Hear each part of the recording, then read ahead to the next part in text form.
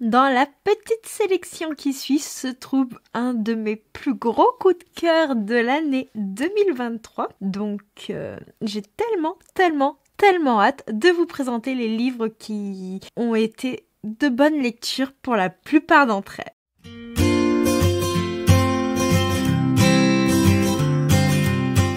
Hello mes petits érudits, c'est Johanna, bienvenue dans ma citadelle, je suis ravie de vous retrouver aujourd'hui pour un petit point lecture. J'ai un petit peu pris de retard dans les points lecture, donc celui-ci peut être un petit peu long, mais je vais essayer de pas trop m'attarder, même si je suis quelque peu bavarde. Et je vais vous présenter du coup la suite de mes lectures du mois de novembre, et je ne vais pas trop traîner, donc c'est parti. Le premier livre dont je vais vous parler dans ce point lecture, il s'agit de Et parfois elle revient de Nora Lake, publié aux éditions des Chats Noirs, qui a été un véritable coup de cœur. D'ailleurs, je l'ai annoté tellement il m'a parlé, tellement j'ai été prise par l'émotion lors de cette courte lecture.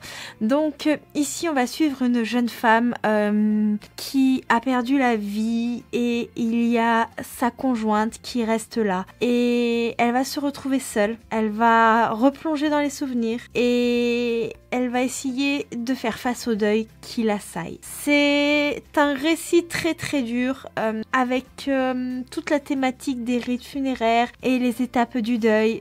C'est un récit qui vous plonge au cœur de la peine d'un personnage et qui vous fait aussi vivre des souvenirs, clairement. Je ne peux pas vous parler des personnages en eux-mêmes parce que cette histoire nous emmène tout simplement au cœur de leur âme. On a un récit qui est très envoûtant avec une plume hyper poétique et de beaux messages. Je vais essayer de vous lire ne serait-ce qu'un des extraits que j'ai surligné en mettant un qui n'est pas spoilant. Ma vie avec elle n'était que poésie. Elle était ma femme fatale au sens de létale. Et j'adorais cela. Souvent, elle me faisait l'amour avec des poèmes. Elle me récite les Baudelaire, Rimbaud, Verlaine, Hugo. Et toute notre vie n'était alors que littérature. Elle me faisait vibrer avec ses sonnets, me caressait avec ses rimes embrassées et m'embrassait avec ses alexandrins. Voilà, on a un récit qui est vraiment beau, qui est hyper travaillé, avec de très beaux messages. On a une émotion, mais oh là là, mais j'étais pas bien. Et souvent il m'en faut plus en termes de pages. Là en 100 pages, l'émotion elle transpire, les souvenirs qui se mêlent au présent renforcent l'amour entre ces deux jeunes femmes et la plume, enfin... Elle est magnifique, clairement elle est magnifique. Après c'est une lecture qui est très sombre. C'est une lecture qui, si vous aimez les happy end, ne vous conviendra pas. Parce que c'est une lecture qui va vraiment traiter de la mort. Clairement, il y a beaucoup de trigger warning. Faut être plutôt dans un bon mood moralement pour lire ce livre, si vous voyez ce que je veux dire. Mais clairement, j'ai rien à redire sur la plume de Nora Lake. J'ai très envie de découvrir d'autres romans de l'autrice. Je me suis prise une énorme claque avec ce texte qui est très poignant et donc je ne peux que vous conseiller de le lire. Mais si vous me suivez, vous savez que ce format nouvelle des éditions du Chat Noir est un de mes formats préférés, alors que je déteste les nouvelles en temps normal, mais les nouvelles de la maison d'édition, elles me fondent à chaque fois. J'ai lu en audio le tome 4 de la saga d'Oren de Raven Kennedy. Pour ceux qui veulent le lire en audio, il est disponible sur Audible, et pour ceux qui ne veulent pas acheter le bouquin parce qu'ils n'ont pas les moyens ou parce que ils ont tout simplement pas envie d'acheter le bouquin papier mais qui ont envie de découvrir la saga, celle-ci est disponible sur l'application Nextory en lecture numérique. Vous avez mon lien en barre de description qui vous permet de profiter de 45 jours gratuits. C'est un lien affilié et quand vous utilisez celui-ci, vous me soutenez parce que moi je perçois une petite rémunération. Voilà pour le petit instant promo. Donc dans cette saga d'Oren, le tome 4, pour ceux qui ne connaissent pas la saga, en gros on est sur une réécriture du roi Midas avec une héroïne qui essaie de s'émanciper. Voilà, je vous refais pas un pitch complet du premier opus parce que je vous en ai déjà parlé de nombreuses fois. Si ça vous intéresse, il y a mon update lecture en ligne. J'essaierai de vous le mettre ici si j'y pense. Et donc ce tome 4, je l'attendais vraiment comme le messie parce que dans le tome 3, on avait une fin incroyable, une fin qui vous tenait en haleine, où vous aviez vraiment un feu d'artifice et franchement, je me demandais ce qui allait advenir après tout ça parce que ça envoyait énormément du lourd et j'avais très hâte de replonger dans cet univers. Et j'ai aimé retrouver cet univers. J'ai trouvé le monde hyper intéressant parce qu'on le découvre un peu plus en détail, il s'étoffe, on apprend beaucoup plus de choses au point de vue sociopolitique avec les différents conflits, les différentes souverainetés et au niveau de toutes ces petites intrigues royales, c'était hyper intéressant et surtout on a un système de magie que l'on a envie de connaître plus en profondeur puisque celui-ci titille votre curiosité. Et personnellement, j'ai adoré les multiples points de vue dans ce tome-là, qui donnent un aperçu justement de cette étendue de l'univers, avec les défauts et les qualités de celui-ci, mais aussi comprendre ce que vivent certains personnages et comment fonctionne leur royaume, parce que chaque royaume fonctionne à part. Et en plus, on a de nombreux flashbacks qui, eux, vont approfondir la psychologie de personnages très intéressants, et ça c'était vraiment très génial. Et comme pour les tomes précédents, on a une fin qui donne tout de suite envie de se jeter sur les tomes précédents. Si j'ai passé un très bon moment auprès des personnages, notamment auprès de Oren, parce que c'est une jeune femme qui a énormément évolué depuis le tome 1, et je crois que c'est ce que j'ai préféré dans toute la saga, c'est voir l'évolution de cette femme qui était opprimée et qu'on voit s'envoler au fur et à mesure des tomes. Si j'ai adoré en découvrir plus sur le personnage de Slade, un personnage qui a énormément de rage en lui, un personnage hyper intéressant, même si je déplore que dans ce tome il y ait des réactions ou des tournures de phrases qui se contredisent par rapport à certains messages véhiculés dans la saga. C'est un personnage qui est hyper intéressant. Clairement, on a envie d'en savoir plus sur lui. Personnellement, j'ai envie d'apprendre à mieux le connaître. Puis on a la reine Malina qui, elle, je ne peux pas me la voir, mais toutefois, je trouve que les chapitres la concernant sont aussi assez intéressants et attisent la curiosité parce que ça étoffe le monde. Mais si j'ai aimé tous ces aspects-là, il y a des petites choses qui m'ont un peu titillé dans ce tome 4, et si ça reste une très bonne lecture, ce n'est pas le coup de cœur que j'ai pu avoir par exemple avec le tome 3. J'ai trouvé ce tome 4 bien en dessous. Je trouve que l'autrice fait peut-être tirer un petit peu la saga en longueur, et peut-être que au lieu de la clôturer en 5-6 tomes, je sais plus le nombre de tomes exacts qu'il y a dans la saga, elle aurait pu se finir avec un tome de moins, je pense. C'est parce que j'ai trouvé qu'il y avait de nombreuses scènes spicy explicites, beaucoup trop explicites, qui cassaient un petit peu l'action. C'est-à-dire vous avez de l'action, des révélations, une scène spicy et paf, ça casse tout avant que ça reprenne. Et ces scènes, pour moi, elles n'étaient pas forcément obligatoires. Elles apportaient rien de plus au récit, rien de plus à la relation de certains personnages. Et j'ai aussi trouvé que du coup, il y a certains messages liés à l'émancipation féminine qui se contredisaient au sein ne serait-ce que de certains dialogues entre certains personnages. Voilà, je peux pas vous en dire plus sans spoiler, sans donner trop de détails, c'est assez frustrant. Et j'ai trouvé ça un petit peu dommage parce que ça rajoutait de la longueur, et il y avait certaines scènes smut qui étaient tellement détaillées que moi ça m'a mis un petit peu des hauts le cœur dans le genre de dire mais non, mais là c'est dégueulasse, mais pourquoi on me coupe ça, pourquoi on me fout cette scène là en fait. Non, elle était pas utile. Qu'il y en ait quelques-unes, ça me dérange pas. Vous savez que moi, j'aime bien le smut dans mes lectures. C'est pas quelque chose de rédhibitoire. Mais je veux pas du smut pour du smut, en fait. Je veux que ça apporte quelque chose. Et là, clairement, j'ai trouvé que ça n'apportait pas grand-chose. Et c'était grandement dommage. J'ai lu un petit webtoon sur l'application. Je ne pense pas qu'il existe un format papier. Il s'agit de Purely Roommate de Sunjun et Flada. Ou Fladu, je sais plus. J'arrive pas à me relire au niveau de l'écriture de l'auteur. Donc, voilà. Donc, j'ai passé un très bon moment avec celui-ci. On va y suivre une jeune femme qui est désespérément à la recherche d'un boulot, et elle va devoir cohabiter avec Kang-woo qui est le meilleur ami de son frère, si je dis pas de bêtises. Et donc la cohabitation est assez compliquée. Elle a toujours eu un petit peu crush sur lui, mais lui il est assez antipathique. Mais la relation entre les deux va évoluer lorsque elle va obtenir un poste dans la société de celui-ci, et que le frère de la jeune femme va dire à son meilleur pote, bah écoute, j'aimerais que tu veilles sur ma petite sœur. Et donc celui-ci va se retrouver être le supérieur direct de So Jeong, notre héroïne. Et franchement c'est hyper frais, hyper mignon comme webtoon. Alors je vous l'ai noté parce que je suis à jour dans la saga, mais il y a encore des petits épisodes semaine par semaine qui transpirent. Et personnellement je passe un trop bon moment avec, je me régale. Dès que l'épisode y sort, je saute dessus automatiquement. On est vraiment dans un webtoon avec la thématique de la romance, de la famille, du friends to lovers, boss employé, colocation, premier amour. Il y a vraiment tous les tropes que j'aime qui se rejoignent en fait dans cette saga. Et je trouve ça trop sympa. En plus, l'autre héroïne est hyper agréable.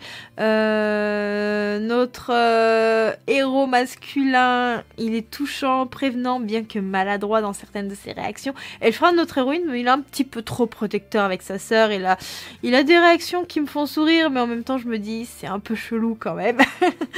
Et donc, comme je vous ai dit, moi, ce qui m'a plu, c'est vraiment l'alliance de ces tropes. Je trouve qu'elles me correspondent vachement bien dans cette histoire. C'est vraiment des choses que j'aime. On a des personnages hyper attachants. Le graphisme, il est très beau. Et ce que j'apprécie avec le graphisme de ce webtoon, ce sont les expressions du visage qui sont merveilleuses, clairement.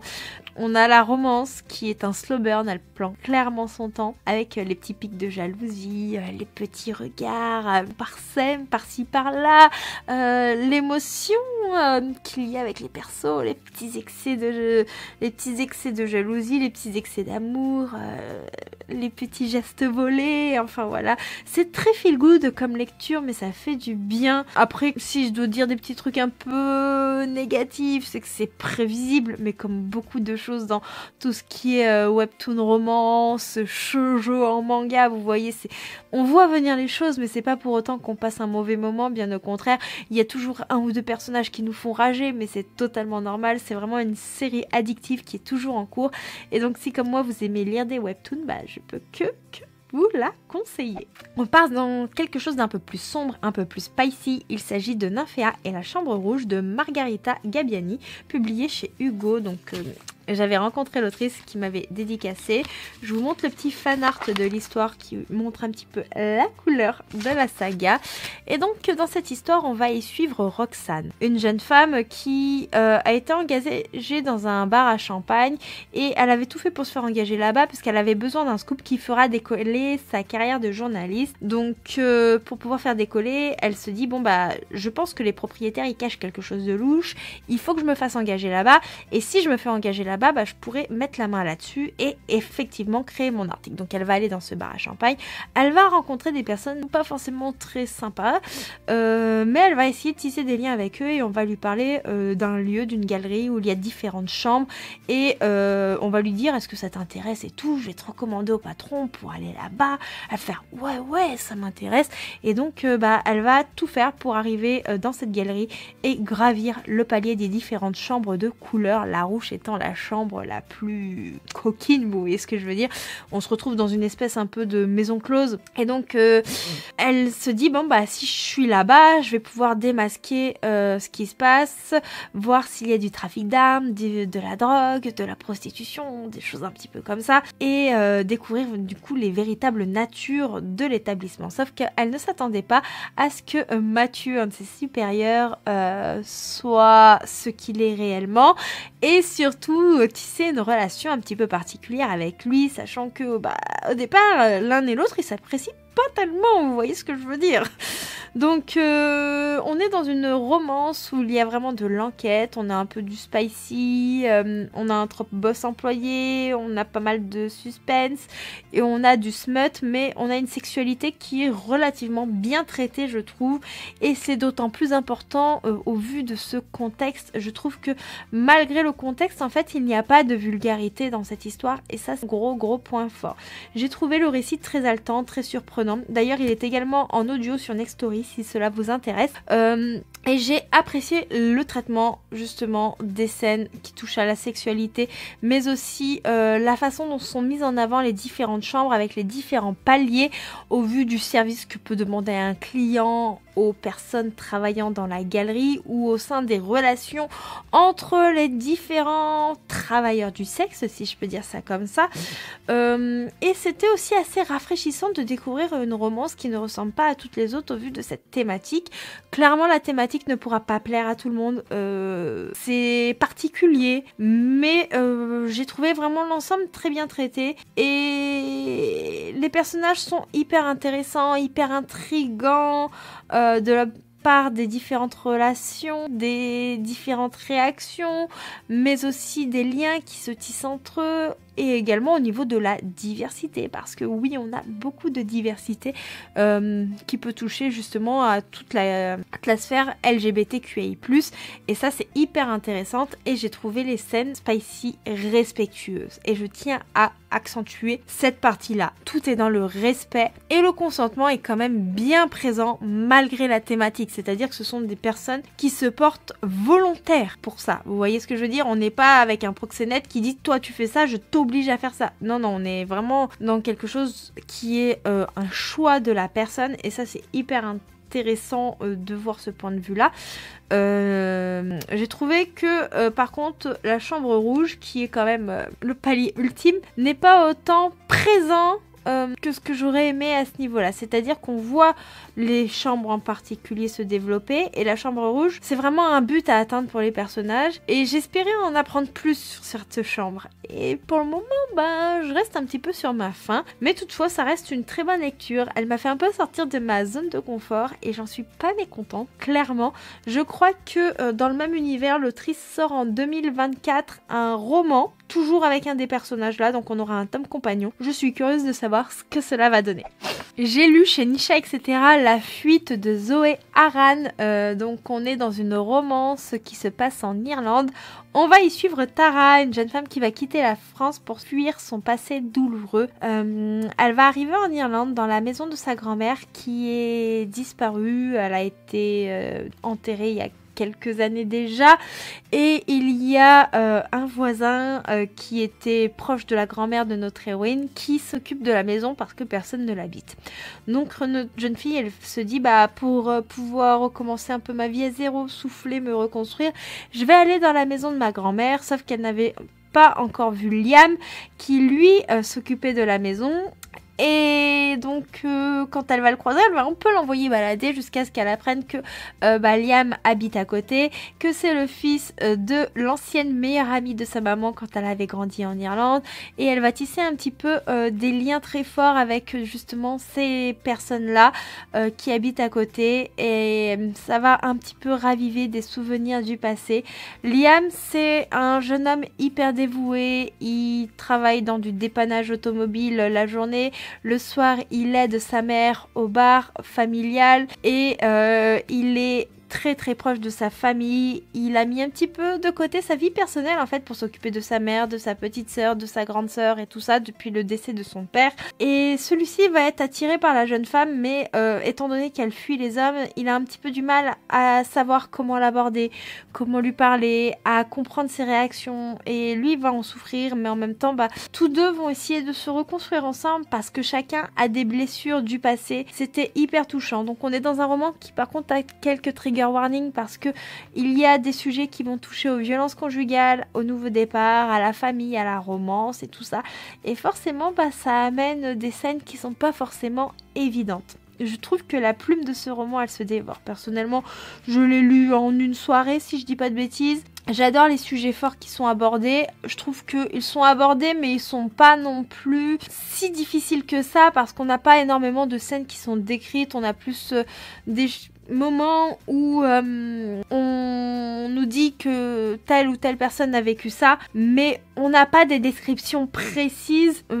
J'ai beaucoup aimé le fait dans cette histoire que la famille elle a une place importante, et que la romance entre Liam et Tara soit remplie de bienveillance et de compréhension. J'ai adoré l'ambiance familiale qui met l'amour, l'entraide en avant malgré les difficultés de la vie. La reconstruction de nos héros aussi est exceptionnel. J'adore voir les personnages retrouver espoir en la vie en fait, et c'est quelque chose qui me plaît beaucoup. Toutefois, si je dois dire qu'il y a des petites choses qui m'ont dérangée, c'est que par moments, peut-être que des personnages peuvent avoir des réactions qui sont un petit peu surréalistes, qui vont manquer un peu de crédibilité. Et sur la résolution de l'intrigue, parfois il y a peut-être des éléments qui m'ont paru un petit peu trop faciles. Et je pensais aussi voir une ambiance irlandaise un peu plus détaillée, parce que on nous dit que notre héroïne est en Irlande, mais on suit vraiment le contexte de la famille de notre héros et de notre héroïne. Et je trouve que l'aspect un petit peu tradition du pays n'est pas autant présent que ce que j'aurais aimé. Et ça, c'est un petit peu dommage, puisque je m'attendais en fait à vivre un voyage en Écosse. Je savais qu'on était en Écosse, mais en fait, on aurait pu se trouver n'importe où dans le monde. Ça aurait été exactement pareil. Mais j'ai quand même passé un très très bon moment avec cette petite romance. J'ai lu en livre audio sur Nextory Christmas Therapy de Caro M. Lynn. Et quelle a été ma surprise quand j'ai vu qu'on suivit Maureen, la meilleure amie de notre héroïne dans Cher Père Noël, je voudrais un mec, de la même autrice, qui avait été un gros coup de cœur. Donc j'ai pu retrouver Ali et Evan à travers cette histoire et c'était vraiment un vrai régal. Alors Maureen, c'est une jeune femme, elle est accro à Noël. Mais vous voyez, il y a aimer Noël et il y a être un petit peu trop accro à Noël. Et Maureen, elle est dans l'excès. Et on va suivre Logan qui, lui, est un petit peu le Scrooge de Noël, comme dirait l'héroïne d'un Noël presque parfait. Et donc, tous deux vont devoir cohabiter lors d'une thérapie sur Noël. Parce que notre héroïne, elle risque de perdre son emploi à cause de sa maladie noëlesque. Et Liam, s'il ne veut pas hériter de l'entreprise qui est centrée autour des fêtes de fin d'année de sa mère, il doit essayer de suivre cette thérapie pour apprécier Noël. Donc on a vraiment les deux antipodes. Dans cette thérapie, ils doivent travailler en duo pour trouver un espèce d'équilibre. Cet équilibre permet justement d'apprendre à aimer Noël, mais sans être dans l'exagération. Donc franchement, c'était très fun.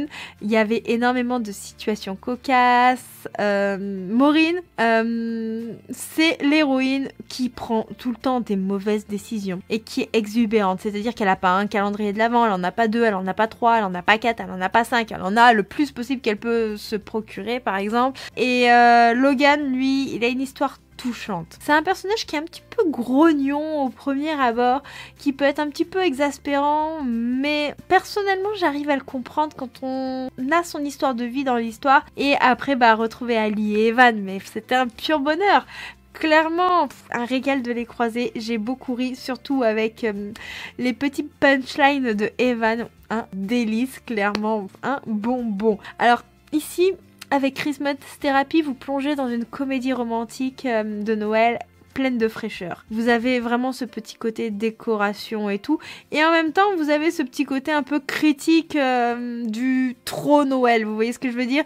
C'est assez marrant le contraste entre les deux. Il y a beaucoup d'autodérision dans cette histoire normalement, notamment entre les discussions des personnages qui se conseillent. C'est-à-dire que Maureen va par exemple chercher des conseils auprès de Ali et Evan, ils vont lui donner des conseils et en fait elle va faire tout l'opposé et forcément ça va mal se passer et on a le genre tu vois, je te l'avais dit que ce que t'allais faire c'était de la merde.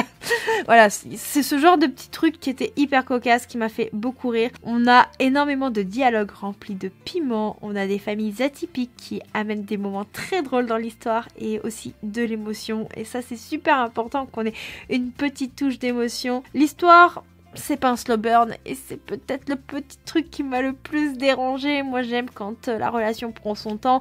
Là nos héros se mettent ensemble assez rapidement à mes yeux. Clairement, c'est à mes yeux. Et c'est strictement personnel. Moi, j'aime bien quand les personnages se mettent ensemble à la dernière minute, par exemple, le slow burn, quoi, pur et dur. Et là, c'était pas le cas, mais j'ai passé un très bon moment avec cette romance de Noël. On voit venir la plupart des éléments, mais voilà, ça m'a pas empêché de passer un très bon moment en lecture. J'ai enfin découvert en audio sur Next Story Ivy Wild, le premier tome de Hélène Harper. C'est une saga d'urban fantasy que vous êtes nombreux et nombreuses à m'avoir conseillé et donc ça y est, j'ai enfin sauté le pas. Donc Ivy, c'est une héroïne pas comme les autres. Vous voyez, il y a les héroïnes badass qui ont envie de devenir vraiment la force même de l'histoire. Et Ivy, c'est l'héroïne qui a le poil dans la main, qui a juste une envie, qu'on lui foute la paix, rester sur son canapé avec son chat. Voilà, et là, elle va être embarquée dans une enquête magique contre son gré parce que il y a eu des petites disparitions et elle va du coup avoir un petit problème d'identité et elle va se retrouver obligée d'enquêter aux côtés de Raphaël pour prouver certaines choses. Voilà. Je vous fais un résumé assez merdique, mais je sais pas comment trop vous résumer cette histoire, si ce n'est que voilà, elle est embarquée dans le département d'investigation de l'ordre de la magie et tout contre son gré. Et ça lui fait pas plaisir. Raphaël, il a pas forcément envie de travailler avec Ivy, mais tous les deux vont être liés par la magie pour pouvoir mener cette enquête. Et j'ai trouvé que c'était très très drôle. Et c'était surtout très sympa d'avoir une héroïne qui n'est pas comme les autres. Et c'était rafraîchissant en fait. J'ai pas beaucoup de mots pour vous décrire cette histoire. On a un slow burn très très slow dans cette histoire pour le coup. Et ça, j'ai adoré. J'aime le slow burn très très slow. On a un chat hors du commun, un certain familier très très drôle, meilleur personnage de l'histoire, Brutus le chat. J'ai adoré le petit côté qui casse les clichés de cette histoire avec un récit qui est hyper rythmé. J'ai trouvé le tout très très original. J'ai pas vu forcément de points faibles. On a un premier tome qui se dévore avec une plume très très addictive. Pour le coup, j'ai un petit peu du mal à mettre des mots sur mon ressenti parce que c'est un récit qui se lit très vite. Clairement, ça se lit très très vite. Il y a pas mal de suspense avec l'enquête qui touche au surnaturel et j'ai peur de vous dévoiler des choses qu'il ne faudrait pas que je vous dévoile. Si ce n'est qu'en fait, faut lire cette histoire ne serait-ce que pour le caractère d'Ivy, quoi. Parce que elle est hors du commun, tout simplement. Dernier livre que je vous présente dans cette vidéo, c'est également une lecture audio. Il s'agit de Mémoire de la forêt à la recherche de Maud de Michael Brun-Arnaud. Donc c'est une lecture assez courte puisqu'elle fait 2 heures en lecture audio, clairement. Je sais que ce premier épisode ne correspond pas totalement au premier tome de Mémoire de la forêt parce que l'histoire a été réécrite pour en faire une série audio. Toutefois, ça m'a donné un ordre d'idée sur le contexte, sur la maladie de l'oubli-tout et ça m'a donné très très envie d'ailleurs de me procurer le livre et de le lire. On a vraiment quelque chose de très émouvant et c'est une histoire que vous pouvez mettre entre toutes les mains. Vous êtes au sein de la forêt de Belle Écorce et là-bas, vous allez y rencontrer Archibald de Renard qui tient une petite librairie. Chaque animal qui le souhaite peut déposer un livre qu'il a écrit et espérer qu'un jour quelqu'un l'achète. Mais depuis que ses souvenirs le fuient, on va rencontrer Ferdinand Taupe qui va chercher à retrouver l'ouvrage qu'il a écrit afin de pouvoir relire ses mémoires et se rappeler les choses qu'il a pu faire dans le passé, mais aussi avoir le souvenir des gens qu'il a aimés et totalement oubliés. Il reste qu'un seul exemplaire de ce livre et celui-ci a été déposé justement à la librairie de Archibald de Renard il y a quelques années. Mais le livre a disparu et un mystérieux client vient de partir avec. Voilà, donc on est vraiment dans une histoire qui va être centrée sur l'enquête avec beaucoup de voix et j'ai trouvé le livre audio vraiment exceptionnel parce que vous allez y retrouver des voix connues. Vous avez la voix de Guy Mostérieux, si je dis pas de bêtises, du Souffle des mots. Il y a plein d'autres voix connues dans le livre audio. Il y a de nombreux personnages et si dans les livres audio vous avez parfois l'habitude d'avoir un chapitre avec une voix et un point de vue, là en fait une voix fait un dialogue en fait tout simplement. Chaque personnage a sa voix et ça interagit comme si vous regardiez un dessin animé tout simplement. Et j'ai trouvé l'adaptation hyper interactive de ce fait avec la petite musique, le contexte et tout ça. On a une histoire qui va parler aux grands comme aux petits avec tout ce qui touche à la maladie de l'oubli-tout, avec une narration captivante. On a énormément de pédagogie. on a beaucoup de justesse avec tous les symptômes qui sont en lien avec Alzheimer. Et pour le coup, je peux vous les confirmer, j'ai travaillé en EHPAD, j'ai travaillé en Cantou Alzheimer et j'ai été en contact assez longtemps, même quand je bossais dans les soins à domicile avec des personnes atteintes d'Alzheimer. Et on retrouve vraiment toutes les étapes qui font que la maladie est ce qu'elle est. Et j'ai trouvé que justement ça permettait de mettre des mots, par exemple pour expliquer à son enfant les symptômes de la maladie, pourquoi ne serait-ce que papy ne le reconnaît pas par exemple, et c'est tout raconté avec bienveillance. Les animaux au sein de cette histoire apporte énormément de mignonnerie au texte et clairement c'est un récit qui pour moi n'a aucun point faible. C'est un roman jeunesse qui s'adapte vraiment à tout âge pour le coup, et moi qui ne suis pas jeunesse, qui n'accroche plus du tout avec ce genre, et même avec le young adulte pour le coup j'ai trouvé ça exceptionnel. J'ai eu un coup de cœur pour ces 2 heures d'écoute et c'est vraiment un récit à découvrir à tout prix. Je vous mets au défi de ne pas verser votre petite larme et j'ai très hâte que la suite de la série audio arrive et peut-être avoir un jour en version papier le brochet de Mémoire de la forêt. Voilà, ce sera tout pour cette petite vidéo point lecture. J'espère qu'elle vous aura plu. Moi j'ai pris beaucoup de plaisir à vous la tourner, à vous parler de mes lectures, même si elle tarde un petit peu toutes ces lectures et du coup dans ma mémoire c'est de plus en plus compliqué pour vous en parler, plus je tarde à tourner la vidéo. Mais voilà, j'avais eu quelques petits soucis de santé dernièrement qui a fait que j'ai pas pu vous poster la vidéo en temps et en heure. J'espère que vous aurez quand même pris du plaisir à l'écouter et que je vous aurai peut-être donné envie de découvrir un de ces livres. D'ailleurs, si c'est le cas, n'hésitez pas à me dire lesquels en commentaire. Si vous avez lu un des livres mentionnés, n'hésitez pas à me dire si vous les avez aimés ou pas. Je suis très curieuse de connaître vos avis. Et si vous êtes arrivé en bout de cette vidéo, n'hésitez pas à me mettre des petits animaux de la forêt en petit emoji en commentaire. Et en attendant, moi je vous fais plein de gros bisous et on se retrouve très bientôt pour une prochaine vidéo. Ciao ciao.